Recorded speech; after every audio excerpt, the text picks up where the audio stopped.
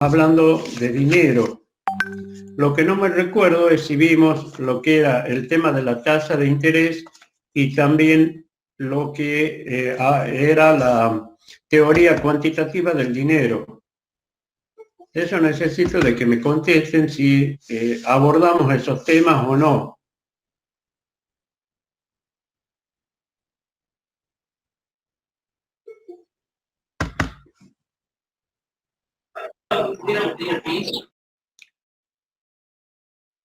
No te escuché que me dijiste.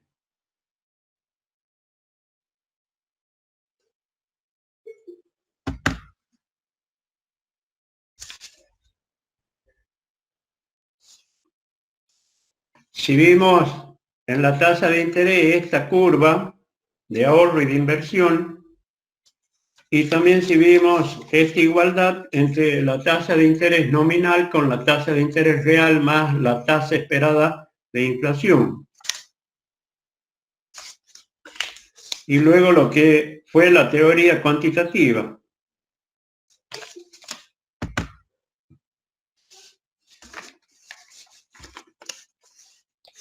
Bien, entonces, toquemos la teoría cuantitativa del dinero. La teoría cuantitativa del dinero es obra de economistas, entre los cuales estaba Irving Fisher, que en la primera mitad del siglo XX habló por primera vez de lo que es la teoría cuantitativa del dinero, que luego se dio en llamar teoría cuantitativa del dinero rígida.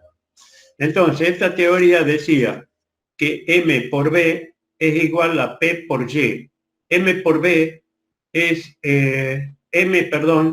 es el acervo de dinero o cantidad de dinero, B la velocidad de circulación, P es el nivel general de precios e Y, el ingreso real. Al multiplicar P por Y, es decir, nivel general de precios por ingreso real, obtenemos el ingreso nominal. Lo que se buscaba averiguar con esta teoría era qué ocurre con el nivel general de precios, P, que era la variable a considerar, y entonces P es igual a M por B sobre Y. Pero acá estaba lo que Irving Fisher veía. En primer lugar, él consideraba que tanto B como Y permanecían constantes. Y porque dependía de las riquezas naturales y del grado de crecimiento del país. B, en cambio, que era la velocidad de circulación del dinero, él decía que dependía de factores institucionales como ser la velocidad o rapidez del transporte, la velocidad de las comunicaciones, el telex, el teléfono, que él consideraba que eran factores estacionarios y que tenían muy poca modificación. Entonces, la variable que incidía entonces sobre P era M, es decir, la oferta de dinero. En la medida en que la oferta de dinero, M, o el acervo de dinero, cantidad de dinero, aumenta, eso impacta directamente en el nivel general de precios. Entonces, si el gobierno emite un 30% más de dinero, es decir, que la oferta monetaria o el acervo crece en el 30%, quiere decir que el nivel general de precios también crece el 30%, lo cual deviene en lo que es la inflación. Se llama rígida porque justamente lo consideraba invariable a B como Y. Luego aparecen en la segunda mitad del siglo XX otros economistas. Fisher pertenecía a la Universidad de Yale y en cambio Milton Friedman y otros economistas pertenecen a la Universidad de Chicago, los famosos Chicago Boys. Entonces, Friedman afirmó, o ellos afirmaban y veían otras cosas en lo que era la teoría cuantitativa. Entonces, devinieron en crear la teoría cuantitativa moderna, en donde se considera que Y también puede modificarse porque depende del crecimiento del Producto Bruto Interno, que también tiene impacto la inflación y B, que era la otra variable que para Fisher permanecía constante, B, que es la velocidad de circulación. Friedman decía de que la velocidad de circulación o rotación del dinero depende de lo que las personas hagan con él. Ejemplo, si las personas ven de que el costo de tener dinero en el bolsillo, de mantener dinero en el bolsillo, aumenta, pensemos que el dinero es como si fuera un bono o un plazo fijo portador de intereses. Si yo dejo de ganar en función de que la tasa de interés es alta, eso me implica de que al haber mantenido dinero, he perdido de ganar ese interés si la colocación lo hubiese hecho a plazo fijo. O hubiese invertido en un bono portador de intereses, un bono que emite el gobierno, por ejemplo. Entonces, esa pérdida es el costo de mantener dinero en el bolsillo. Entonces, cuando la gente ve, cuando la gente estima que el costo es mayor que el beneficio de tener el dinero, lo hace circular rápidamente. Es decir, el dinero rota más rápidamente, el dinero quema, el dinero cambia de manos. Esto es así, ¿por qué? Porque en la medida en que el gobierno aumenta la oferta de dinero, lo que hace está haciendo aumentar la cantidad de dinero. La gente con más dinero lo que hace es demandar más bienes, pero como la oferta de bienes no depende de la cantidad de dinero que el Estado decide emitir, sino de la demanda de bienes, entonces, si la demanda de bienes presiona la oferta no reacciona de la misma manera y por lo tanto se produce una escasez en el mercado y los precios suben. Fisher decía entonces de que B, la velocidad de circulación, también impacta en el nivel general de precios. Lo mismo que I, en menor medida, que Y, perdón, y obviamente la oferta de dinero, que está representada por M también. Esa es la explicación de la teoría cuantitativa moderna. Vamos ahora a un tema que quedó pendiente, que cuando hice un balance de lo que habíamos abordado de manera temática en la última clase, vi de que había omitido un tema muy importantísimo que se denomina las fuentes de creación del dinero. Es decir, de qué manera se crea dinero. Entonces, las fuentes de creación del dinero son tres: el sector público, el sector externo y el sector privado. Vamos con el sector público. El Estado crea dinero a través de la emisión de dinero que hace imprimiéndola. El Estado, a través del Banco Central, tiene la potestad exclusiva de crear dinero físicamente, imprimir los billetes y acuñar las monedas. Esto es así porque si uno se viera tentado en imprimir, hacer dinero de esta manera, es considerado un delito federal. No importa que la emisión sea de un billete como de miles de billetes, lo mismo que si fuera un billete de 10 pesos o de 5 comparado con un billete de 1.000 pesos. No importa, y es un delito no excarcelable. Uno va preso.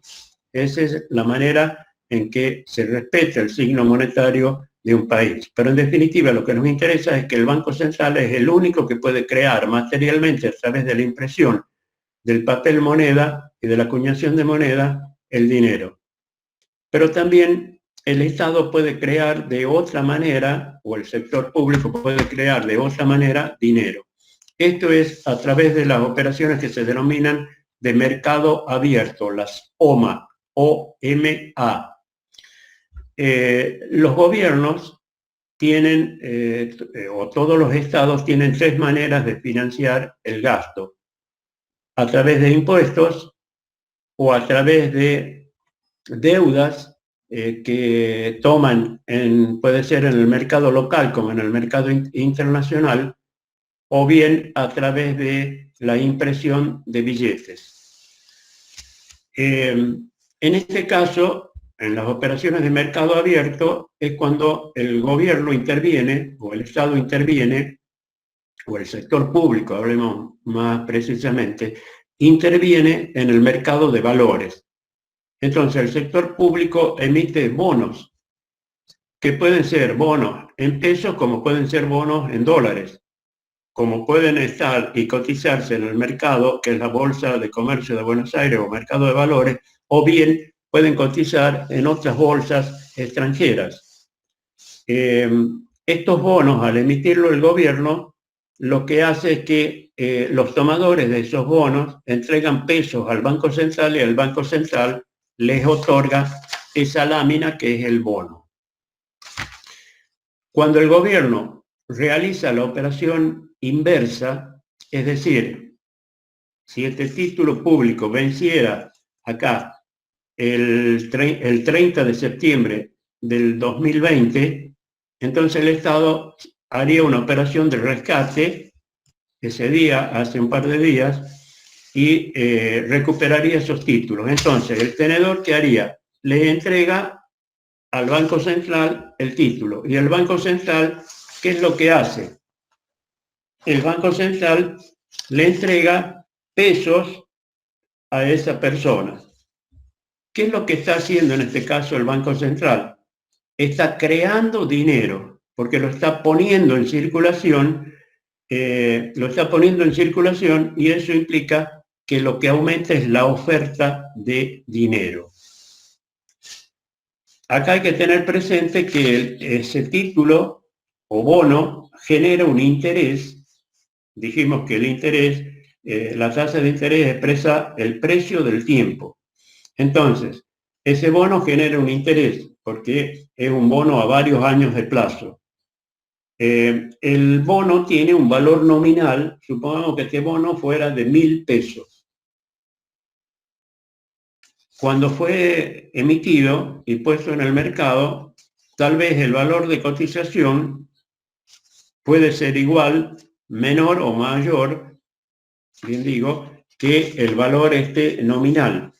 Entonces, si el valor de cotización es mayor que el valor nominal, este título de 1.000 pesos en el mercado estaría cotizando a 1.200, o sea que sería una inversión atractiva. Entonces los títulos estarían cotizando sobre la par. Ahora, si en el mercado el título cotiza 1.000 pesos, quiere decir que está cotizando a la par, porque el valor nominal coincide con el valor de cotización. Y si está cotizando bajo la par, eso implica de que el valor de cotización es menor que el valor nominal del título. Normalmente los títulos nuestros cotizan bajo la par. Bien, esa es la manera en que el sector público participa en la creación de dinero. Ahora vamos la segunda fuente de creación del dinero, que es el sector externo. El sector externo participa en la creación de dinero a través de las operaciones de exportación.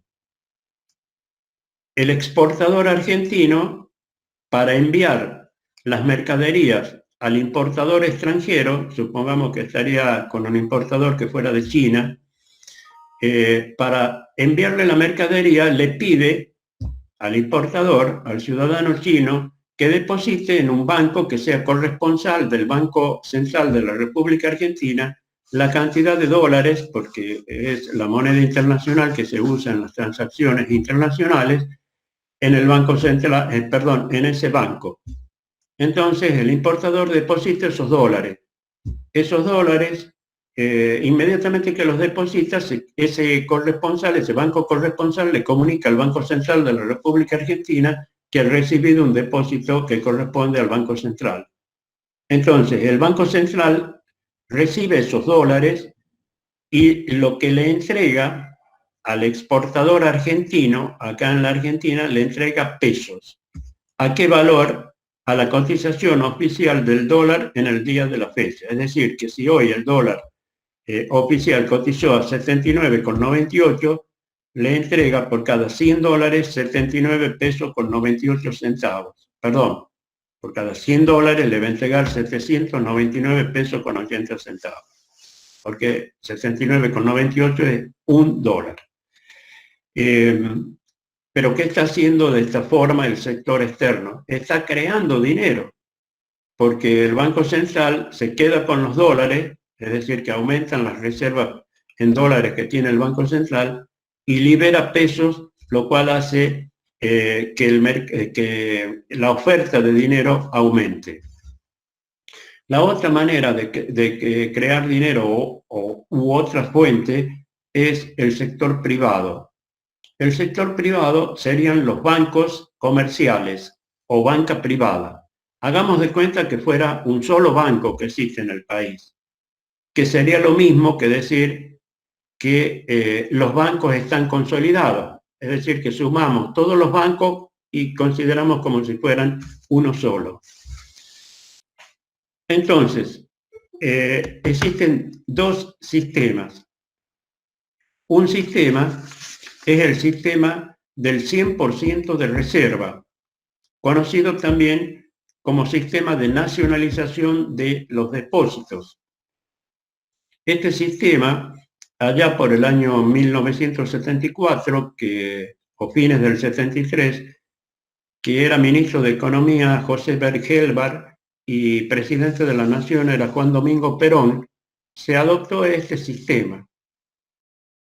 Este sistema, conocido como nacionalización de los depósitos, ¿por qué? Porque el Banco Central es como que es el propietario de los depósitos que se han realizado en cualquiera de los bancos del país. Ya lo voy a explicar por qué. Pero en aquel momento, el vulgo, el pueblo, pensó de que era la nacionalización de la banca, que no es lo mismo que decir nacionalización de los depósitos. Nacionalización de la banca implica, colocarle la bandera argentina a todos los bancos, tanto extranjeros como bancos privados del país, y pasan a ser como el Banco Nación. La gente interpretó eso y fue a la Plaza de Mayo a avivar la medida, porque interpretó que era lo mismo que se había hecho con la nacionalización de los ferrocarriles en el anterior gobierno del general Perón. Bueno, eso es anécdota de lo que hemos vivido hace unos buenos años, pero ¿qué tiene este sistema y cómo funciona? Este sistema establece que el encaje que tienen los bancos es nulo. Por lo tanto, por cada peso que reciben de depósito, los bancos deben guardarlo en sus bóvedas, en sus tesoros, y son indisponibles. Los bancos viven de los depósitos que reciben de los ahorristas y de los préstamos que hacen a sus clientes o tomadores de créditos. Entonces, ¿cómo hace para que el banco pueda prestar esa importante función de mediador entre los flujos positivos y los flujos negativos? Entonces, el banco pide al Banco Central autorización para hacer una operación que se denomina de redescuento. El Banco Central obviamente puede decir sí o no. Si el Banco Central autoriza, el banco puede prestar determinada cantidad de esa reserva que tiene en términos de depósitos que ha recibido. Naturalmente que el Banco Central va a cobrar por esa autorización que hizo una comisión, que naturalmente los bancos lo cargarán como un costo de ellos y terminará reflejado en el costo del préstamo para el cliente. Es decir, que el único que dispone de los depósitos es el Banco Central, y de esa manera es el único que controla férreamente la oferta de dinero en la economía.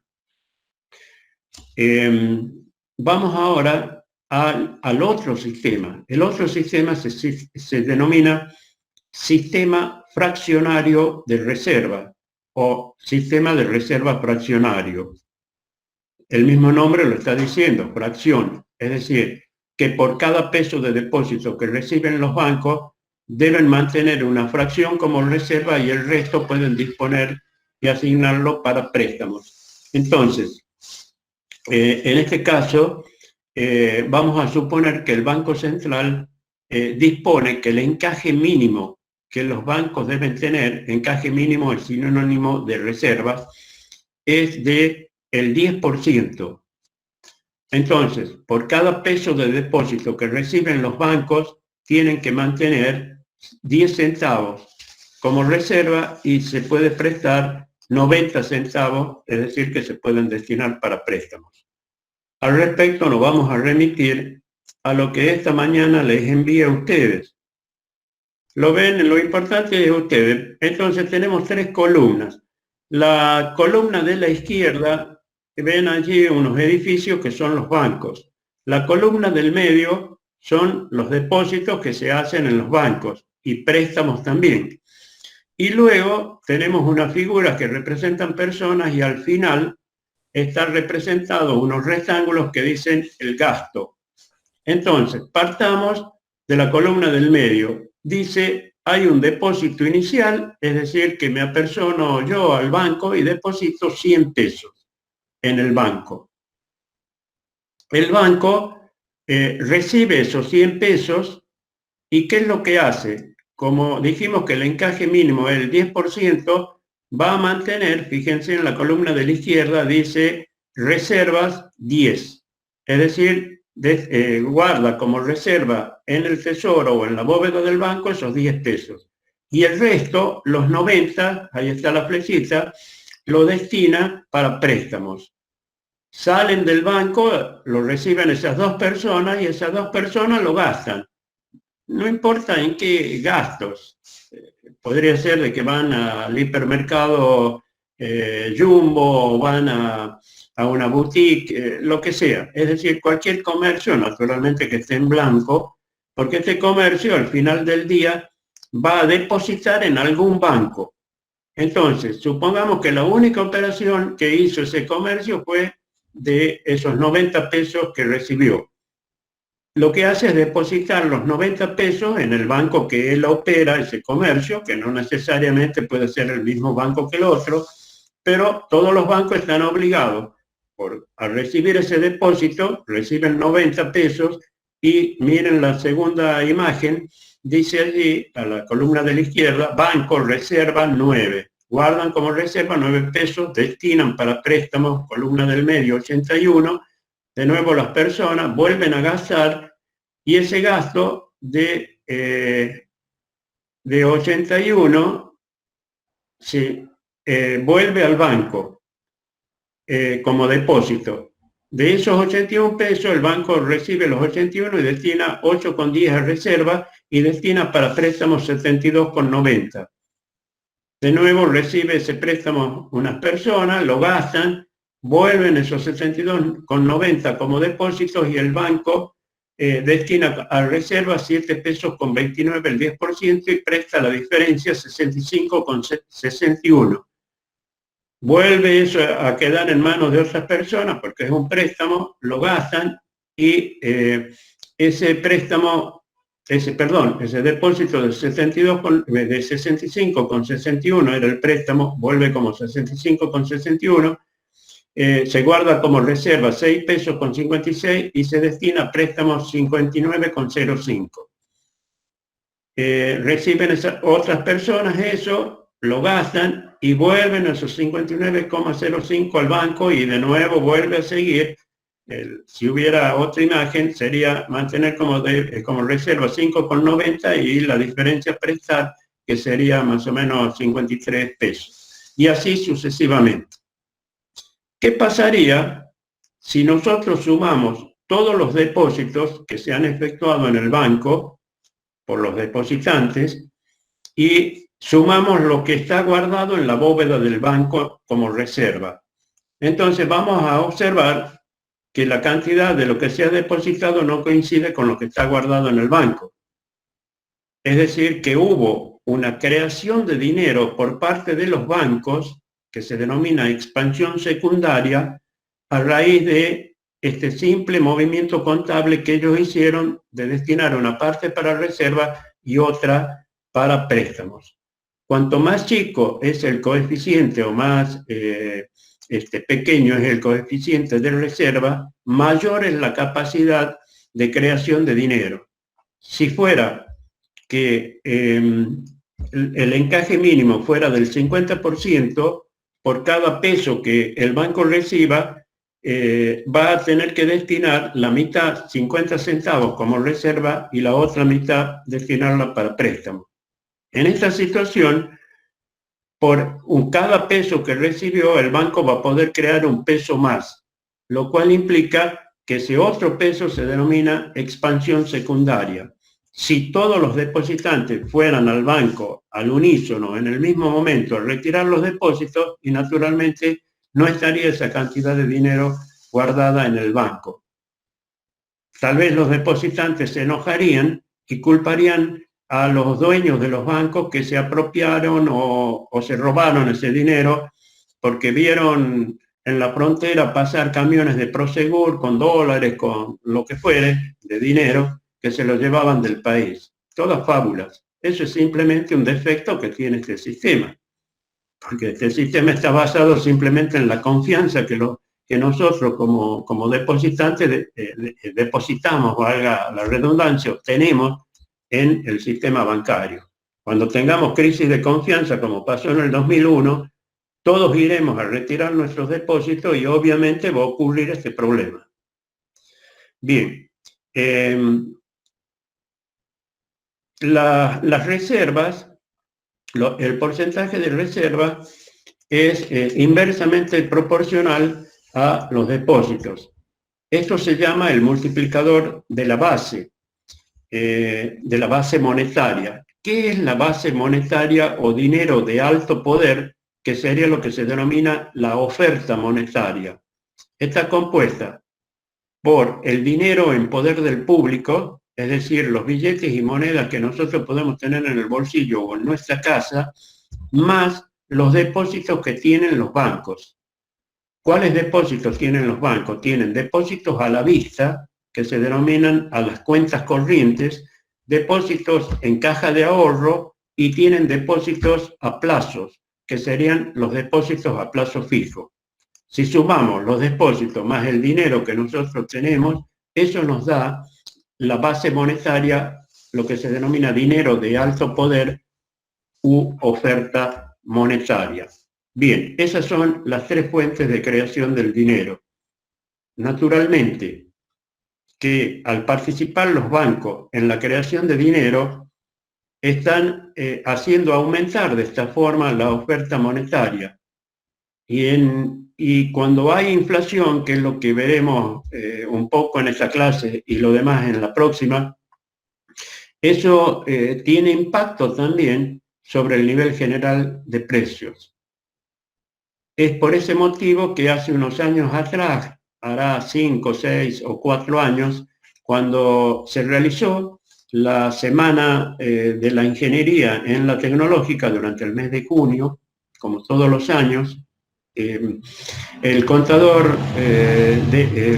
Sota, que creo que ya falleció, no me recuerdo si en este año o en el año pasado, que fue profesor mío cuando yo estudié en la facultad, como jefe de trabajo práctico, hicimos prácticos con él, fue nuestro jefe de trabajo práctico. Él decía de que en épocas inflacionarias no se tiene que usar el sistema fraccionario de reserva y hay que aplicar el sistema de reserva o de reserva del 100%. Lo que yo comparto también, porque en este caso los bancos comerciales o la banca privada no participan en la creación y en la oferta de dinero, obviamente, sino que únicamente eso lo administra el Banco Central de la República Argentina. Bien, vamos ahora a hablar un tema que está íntimamente ligado con esto de los sistemas monetarios, perdón, con esto de dinero, que es el tema de los sistemas monetarios. ¿Qué pensamos o qué piensa el común de la gente?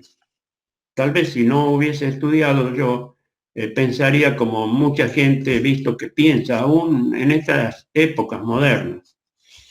La pregunta es, estos billetes, notas, como le llaman también, o papel moneda, están respaldados por la cantidad de reservas que tiene el Banco Central en oro, en otros metales preciosos y también en dólares. Eso es lo que la gente y el común de la gente piensa. Es decir, que si nosotros fuéramos al Banco Central, presentamos este billete y pedimos que nos entreguen el equivalente en dólares, tal vez nos dan unas monedas de dólar, o tal vez nos dan una pepita de oro de una X cantidad de onza mínima, pero nos dan algo, como que la emisión de dinero está respaldada. Bien, eso lo vamos a dilucidar ahora. Pero antes de entrar en eso, vamos a ver primero lo que se denomina el sistema mercancía. Es decir, uno de los primeros sistemas monetarios que se utilizó en el mundo, o que los países usaron en el mundo, fueron estos sistemas llamados dinero mercancía. Es decir, que el dinero estaba representado por una mercadería, por una mercancía, por un producto. Por ejemplo, se usó como dinero, es decir, que cumplía la función de ser un medio de pago, que es la fundamental función del dinero porque permite las transacciones, medio de cambio, perdón, no de pago, medio de cambio.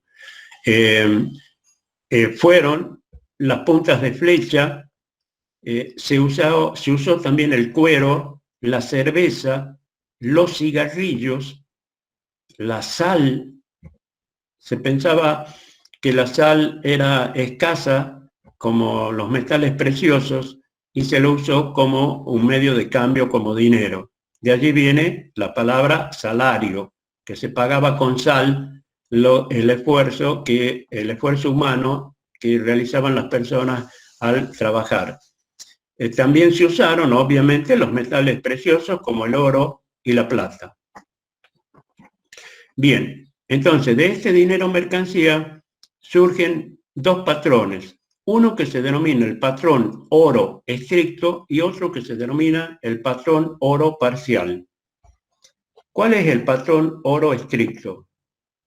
En este caso, en un primer momento, se acuñaban monedas de oro, en donde el valor extrínseco que tenía el valor extrínseco, bien digo, coincidía con el valor intrínseco, el valor de adentro. El valor intrínseco es el valor como metal que tiene esa moneda. Y el valor extrínseco es el que figura impreso en lo que sería la cara de la moneda. Como hoy nosotros diríamos tenemos 1 peso o 5 pesos o monedas de 10 pesos. Esos 10 serían el valor extrínseco. Entonces coincidían ambos valores y eso se usaba como dinero. En la Edad Media, como antecedente se tenía de que los buscadores de oro llevaban sus pepitas de oro, que las guardaban en saquitos de cuero, lo llevaban al banco, bien digo. Los bancos los recibían como depósitos. ¿Y qué hacían los banqueros? Les entregaban un certificado de depósito. Ese certificado de depósito que los banqueros entregaban se usaba como medio de pago. Entonces, hagamos de cuenta que este es un certificado de depósito que me entregaron los bancos a raíz de lo que había depositado en onzas de oro. Entonces, con este certificado, al servir como medio de pago, yo pagaba las deudas que tenía y además podía comprar productos, comprar artículos que necesitaba. ¿Qué habían observado los banqueros? los banqueros habían observado que de la cantidad de depositantes que habían retirado, que primero habían depositado sus pepitas de oro y luego retirado los depósitos, esos depósitos volvían al banco, los depositantes volvían con los depósitos al banco en una pequeña cantidad a retirar el oro. Más o menos que del 10% de los certificados emitidos, únicamente volvía ese porcentaje a retirar el oro como metal. Eso llevó a que los banqueros dejaran de emitir estos certificados que eran nominativos a nombre de la persona, sino que lo comenzaron a hacer al portador. Entonces, estos certificados al portador que emitían servían como dinero. Entonces, lo podían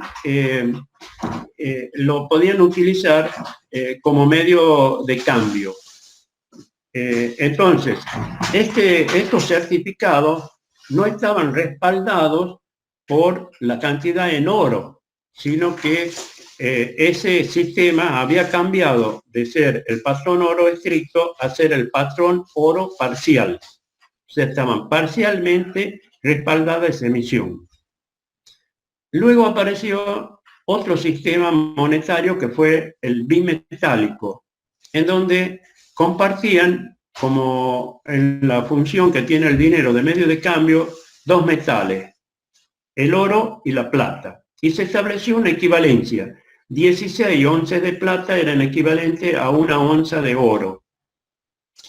Pero ¿qué ocurrió? Con el correr del tiempo, a raíz de los descubrimientos que se hicieron en América de nuevos yacimientos, la plata se volvió relativamente más abundante que el oro y se prestó para la especulación, sobre todo en Europa. Entonces, cambió, cuando advirtieron eso los bancos, cambió la cotización o la equivalencia, en donde aproximadamente se tenían que entregar mayor cantidad de onzas de plata que antes, más de 20, por cada onza de oro que recibían los bancos que cambiaban. Y eso determinó el fin de este patrón bimetálico, de este sistema monetario bimetálico. Y luego aparecieron los llamados sistemas fiduciarios. Fiducia significa confianza, es decir, que el dinero que hoy existe está basado únicamente en la confianza que la gente le dispensa al papel moneda. ¿Están entendiendo lo que quiero expresar? Es decir, que estos billetes están respaldados y circulan como medio de cambio y cumplen el papel del dinero simplemente en la confianza que nosotros depositamos en este papel moneda. Si nosotros vamos con este papel moneda a cambiarlo en el Banco Central, no nos van a dar ni oro, ni dólares, ni nada. Nos van a volver a entregar un billete igual, o de lo contrario, dos billetes de 50 o 10 de 10, o 5 de 20, o 20 de 5. Nada más que eso. No está respaldado en nada, únicamente en nuestra confianza. Todos los sistemas monetarios del mundo, son fiduciarios. Uno cree que la emisión de dólares que hace Estados Unidos está respaldado por la Reserva Federal que está en Fort Knox, en oro y otros metales y papeles o monedas de otros países. No es así. Es exactamente igual que nosotros, como todos los sistemas del mundo, como el chino que tiene el yuan, el yen japonés, como el marco alemán, como el euro, etc. Todos son sistemas fiduciarios. Entonces, ¿Profe? cuando nosotros... Sí, escucho. Entonces, eso vendría a ser, por ejemplo, lo que están ahora pasando muchos, que es como que dicen que ya la gente no está tratando de confiar ya mucho en el peso, sino que se está tratando de confiar en el dólar. Perfecto. Eso es así. Entonces, cuando tenemos crisis de confianza en esta moneda, ¿qué es lo que está ocurriendo con él? Lo que vamos observando es que debido a la emisión de moneda o de billetes que hace el Estado, lo que ocurre es que aumenta el nivel general de precios al emitirse y eso hace de que esto tenga cada vez menor poder de compra. ¿Qué quiero decir con esto? Que el valor nominal, ahí lo están viendo, es 100. Si a esto lo dividimos en el nivel general de precios, vamos a obtener directamente el poder de compra o el valor real de estos 100 pesos. Como para que hagamos un ejercicio fácil para entenderlo, supongamos que existiera un solo bien en el nivel general de precios y fuera la nafta super. Tomemos la cantidad de nafta super que podíamos comprar con estos 100 pesos en enero del año 2019. Calculo que en enero del año 2019 alrededor de 40 pesos debe haber estado el litro de nafta. Entonces, dividimos 100, el valor nominal, en el nivel general de precio, que serían esos 40 pesos, y eso nos da la cantidad o poder de compra de este dinero, que serían el equivalente a ¿cuántos litros? 25 litros, 4 por 5, 20, sí, 25 litros de nafta.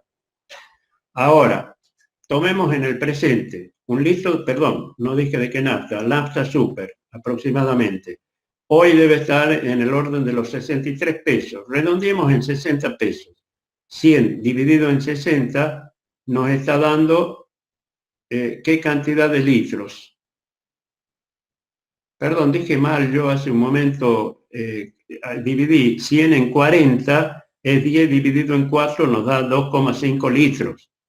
Ahora el 100 en 60 nos da 1,6. Exactamente, 10 dividido en 6, 1,6. Entonces están viendo cómo se desvalorizó y perdió poder de compra este dinero.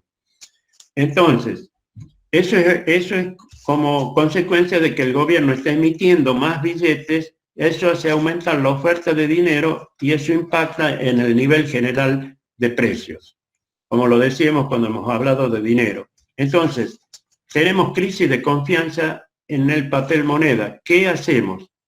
Vamos a buscar cualquier otro activo que nos permita resguardar el poder de compra.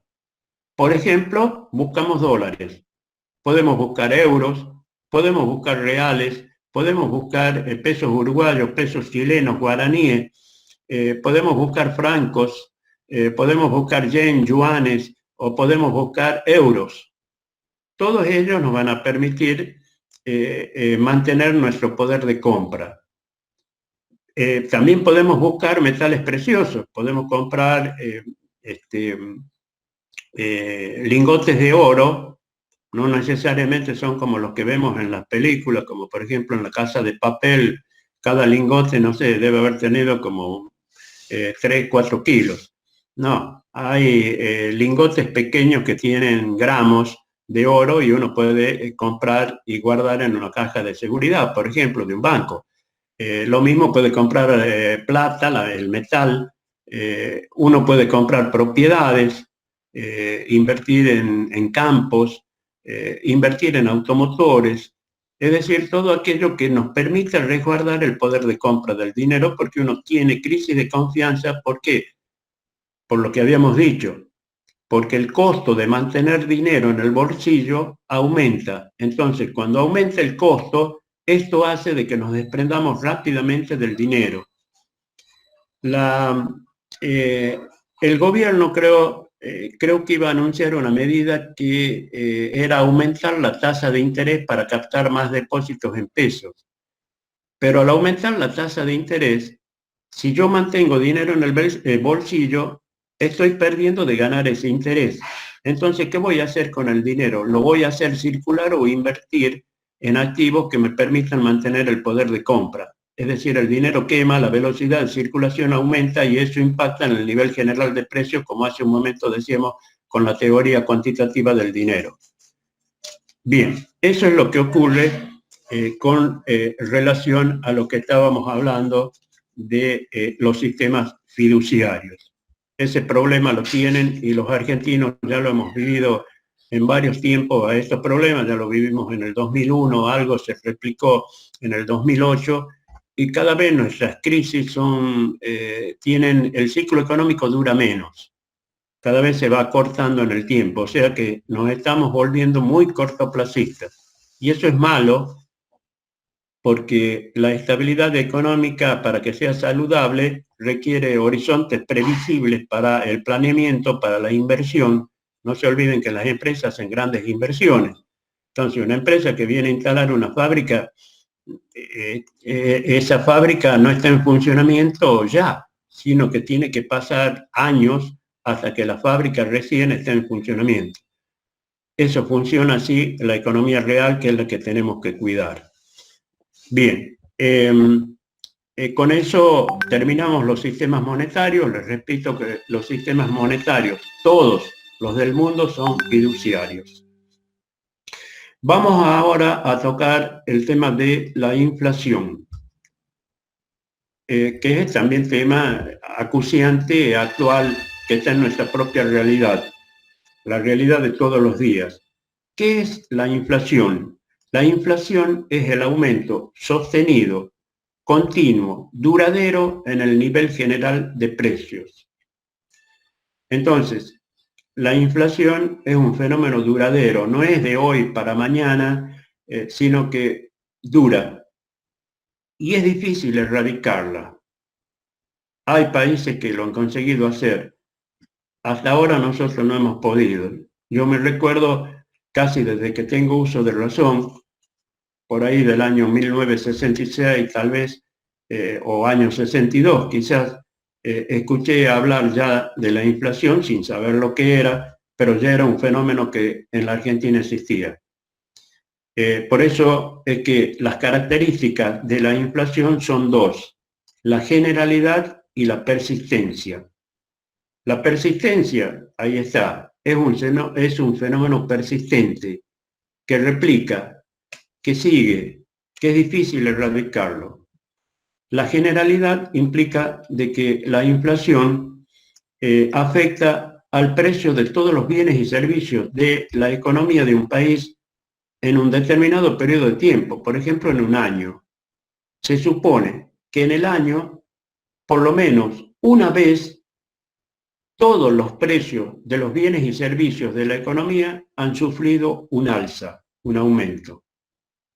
Hay precios que son más sensibles, que son los precios de los productos de primera necesidad, leche, aceite, pan, en donde nosotros vemos de que los aumentos se producen más seguido. Entonces, eso es decir, que esos bienes son más sensibles a este fenómeno. No implica que si la inflación de un mes fue del 3%, no implica de que a todos los bienes y servicios de la economía los afectó parejo en este porcentaje. No, es un promedio. Habrá precios que pueden haber subido un 10%, otros un medio por ciento, otros un 5%, pero hay otros que bajaron un 20%, otros así. Es decir, que ese promedio de subas y bajas, si nos dio positivo, implica que las subas fueron mayores que las bajas. Entonces, el aumento fue sostenido en el nivel general de precios y por lo tanto tenemos inflación. No acepten una definición de inflación que dice que es el aumento en los precios. Eso no es inflación. ¿Y por qué no es? Y porque ustedes que conocen, como yo, de matemáticas, les voy a dibujar acá algo para que ustedes vean y observen. Esta gráfica nos está mostrando, si este es el nivel general de precios, que los precios están aumentando acá. O sea que tenemos inflación, el fenómeno es sostenido. Acá tenemos los periodos de tiempo, supongamos un año, otro año, etc. Acá tenemos el tiempo en el eje de las abscisas y acá tenemos el nivel general de precios. El nivel general de precios aumenta, esto es inflación. Pero acá, ¿qué pasa? Hay una meseta. acá ha permanecido constante. Entonces acá hay una discontinuidad. No se verifica acá la inflación y luego vuelve a aumentar. Estos son aumentos aislados en el nivel general de precios. Dijimos que para que sea inflación es el aumento sostenido, continuo, debe haber continuidad, o sea, esto seguir así en el nivel general de precios. Bien, con esto sí terminamos la clase de hoy. En la clase del miércoles seguiremos hablando de inflación porque tendremos que abordar las causas, los efectos de la inflación y lo que vamos a ver después de esa clase, ya en las próximas, va a ser lo que hasta inflación abarcamos lo que es la primera parte, la parte 1 de economía, que comprende lo que se denomina economía general. Lo que necesitamos para poder abordar la segunda parte, que se denomina economía aplicada a la empresa. Entonces, en la segunda parte, la primera unidad, la unidad 6, va a ser desarrollada por mí, que justamente habla de empresa y luego aborda lo que es el sistema de información contable o la contabilidad y las particularidades que tiene. Y esa va a ser, si Dios quiere, mi última clase. A partir de allí en más, y para eso los hice constituir los grupos, ustedes deberán dar las clases siguientes. Yo les voy a decir el tema y el tema va a estar en función del programa que ya lo tienen, abordando cada una de esas clases, una unidad por clase. En función de la cantidad de grupos, que no me recuerdo si son, creo, más numerosos que en la 3K1, porque veo que en este momento hay 19 que están participando, algunas veces creo que fueron más de 23, pero bueno, es decir que tal vez eso amerite a que 2 grupos participen en la misma clase, lo cual implica que se tendrán que repartir proporcionalmente el tema entre ellos, entre ustedes, perdón.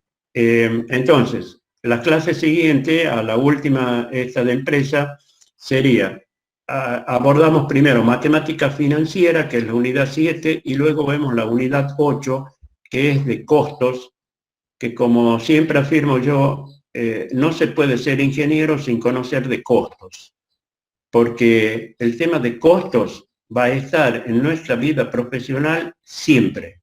Nunca vamos a poder prescindir de costos, de la maximización del beneficio o minimización de los costos, que es lo mismo que hablamos desde la primera clase. Y luego, en las 3 últimas unidades, la unidad 9, 10 y 11, se refieren justamente a los proyectos de inversión.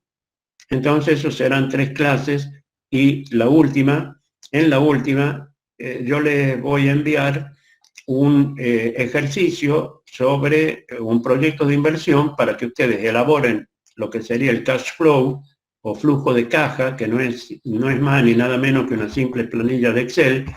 Y bueno, y luego lo vamos a evaluar, una vez que coloquemos los beneficios y los costos de ese proyecto en el cash flow.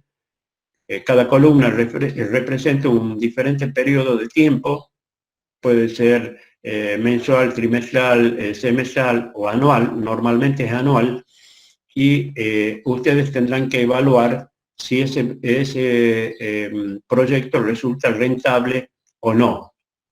Y si les doy 2 proyectos, ustedes tendrán que decidir cuál de los 2 es mejor para que se lleve a cabo. Tal vez vamos a usar 1 o 2 de los métodos de los 4 que existen para evaluar los proyectos de inversión. Pero bueno, esas son, como bien dicen, los proyectos de inversión son cosas del futuro, así es. Ahí dejamos la clase de hoy, que tengan una feliz tarde y un feliz fin de semana y nos estaremos viendo virtualmente, si Dios quiere, el próximo miércoles a partir de las 16 horas. Profesor, antes que se vayan, Sí, te escucho. los temas que tenemos que exponer, ¿usted va a designar qué grupo va a exponer cada tema, considerando que ya la semana que viene ya tendríamos que estar? Sí. Yo trataré en lo posible de, en este fin de semana, tratar de ver la cantidad de grupos que son y les voy a poner en los grupos de WhatsApp qué temas les tocarían a cada uno. Traten, Sí, traten en lo fundamental de basarse en la bibliografía que tenemos, en también lo que los alumnos que ya cursaron tengan como bibliografía, y de ahí en más sí pueden aumentar esa bibliografía básica con fuentes que sean confiables. Eso tengan cuidado con las fuentes, porque hay fuentes que están muy enfocadas a México, otras enfocadas a España y otras enfocadas a Venezuela o Colombia. Y lo nuestro tiene en algunas cosas determinadas particularidades. Entonces hay que tener cuidado cuando accedemos a las fuentes de información, y que éstas sean confiables para que en función de la bibliografía básica que tenemos podamos avanzar. Yo les dije que les iba a enviar el libro de Becker y Mochón sobre economía, y también el libro de Gregory Mankiw. Pero ¿qué ocurre? Como son pesados los archivos, no me los permite enviar en la máquina. Entonces hay que comprimirlo. Pero lo más fácil es que ustedes entren en el buscador a Google y pongan, en función de la bibliografía, bien digo, que tienen ya en el programa la tiene, pongan el texto de Gregory Mankiw y le va a salir ahí en internet, y lo van a poder bajar en versión PDF. Lo mismo con el texto de Becker y Mochón, que está en la bibliografía, lo van a poder hacer de esta forma. Bueno, con eso sí, finalizamos. Nos vemos, si Dios quiere, el miércoles que viene.